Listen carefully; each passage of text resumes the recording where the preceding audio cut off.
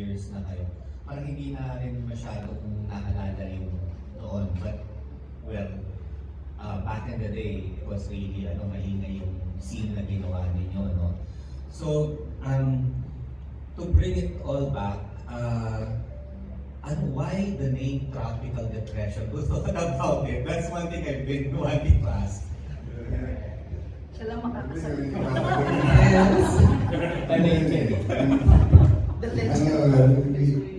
Hindi naman dahil sa depressed tayo. But it's a marketing thing. Lagi nasa channel yung Tropical Depression dahil yung newspaper. May bagay dumada dito. Tropical Depression. So, dito promotion. Tsaka, mapapansin nyo pagkatapos lagi ng bago sa akin. Ang linis, di ba? Tapos yung kapitbahan ng magkakabili, yung pati nila, magpawalis lahat yun.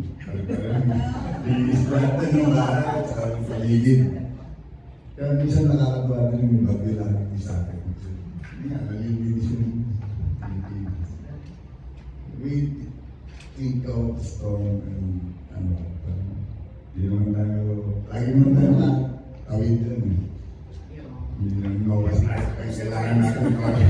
That's a trait of the Philippines. Being resilient and resilient. Magagawa, nasa equator tayo. Parang Jamaica din, nasa equator, parang tayo ng weather. Tag-ulan sa tag-init. Kaya yung kahit natin, tayo. Ayun. Tapos, your music is trailblazing as if parang hindi lang siya reggae, it has a Filipino touch to it, which is really unique and very distinctive, and nakilala kayo with that, no? And may mga gumagaya din. So, how did you develop that style? Yun ang yung journey nun eh.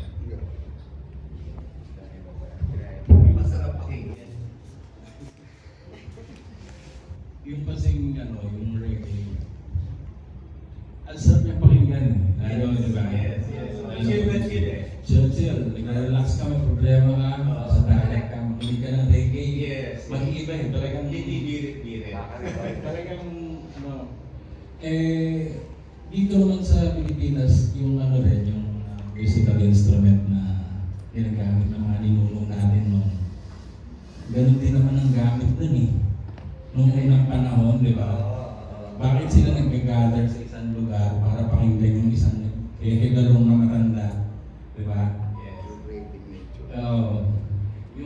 Yung saya na nararamdaman nila ay hindi mababayaran. So, yung pagsama ng reggae music dun sa own sa own instruments natin ay isang tatak na hindi natin pwedeng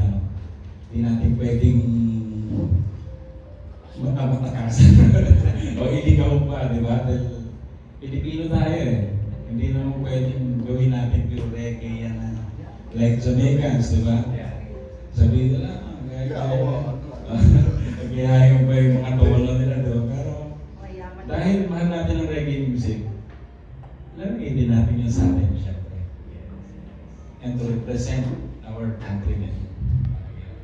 Sa anong time na yun, puso talaga yung mga social messages eh, di ba? Yeah. Really very. I think most of the band in that era merong sinasabi in their songs, di ba?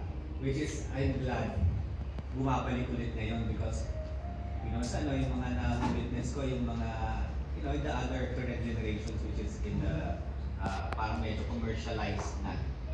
So, maganda I appreciate that you guys are coming back and putting a different, more relevant message na naman. So, of course,